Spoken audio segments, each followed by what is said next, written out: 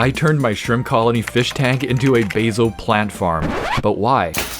Simply because I'm tired of eating basil-less, boring old pizza. And those fresh basil plants are way too expensive to keep buying every time I want some basil. Come here, Millie. A pizza with no fresh basil on it? It's just so sad. But since we got an army of shrimp producing endless fertilizer, let's take advantage of that. Going outside was pretty scary, but totally worth it to grab this lucky basil plant. Your generations will flourish and prosper, you lucky plant. Well, that's only if we can get these shrimp to cooperate. First, we're cleaning up what will be the base of our basil farm. Don't even ask me how it got that dirty. Now, I'm gonna rehome all the cryptocorin in this tank so they don't die from the basil blocking their light source, as well as this mini palm plant. It doesn't seem like it'll fit in my Endler's breeding tank, nor will it fit in Tamago's tank. Putting it in Rapashi's tank will be tricky too. I guess you'll stay in this low cup for now. Keep it gangsta, y'all. Keep it gangsta. Okay, finally, time for the basil plant. I love you, my precious little pizza topping. Mwah!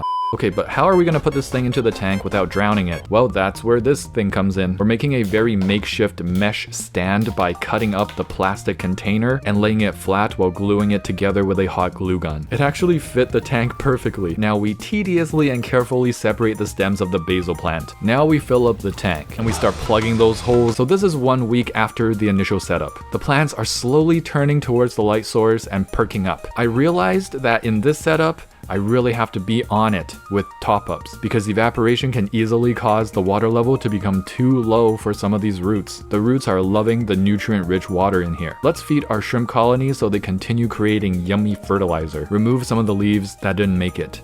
This is 1.5 weeks later, and we can already see some very healthy new growth poking out from the center of each stem. One step closer to my margarita pizza dreams. 3 weeks later, and the basil are really rushing towards the skies. However, some of them are being left behind. There's some damaged leaves here and there, probably due to water getting on them by accident. 5 weeks in, and the leaves are getting bigger, and the stems are getting taller. We'll be trimming and replanting soon. This is the 26th week from initial setup. The shrimp population has exploded even more after the basil leaves were installed. The plants created an imbalance in the tank and caused massive algae growth, which the shrimp absolutely love and can't get enough of. So many baby shrimp. And so many big, buried mothers. Shelf. I've trimmed the basil and replanted once, thus creating an infinite source. It's finally time to harvest. Some of the older leaves are developing this diseased look. I'm a bit worried about that, but for now, it's time to enjoy the fruits of our labor. A moment of truth has come. Oh my... mozzarella.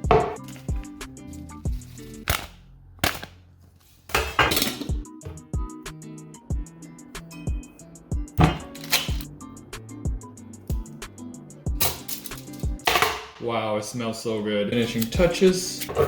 Finally, after months of hard work, bon appetit.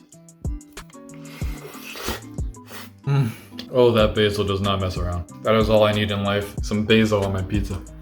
This has been an awesome experiment. I love the aspect of recycling the nutrients to create something edible for my fish tank, and that it always smells like yummy fresh basil every time I do some maintenance. I'm also going to use some of the leaves to create pesto and pat crap pow. Thank you guys for watching, and let me know in the comments what I should try to grow next.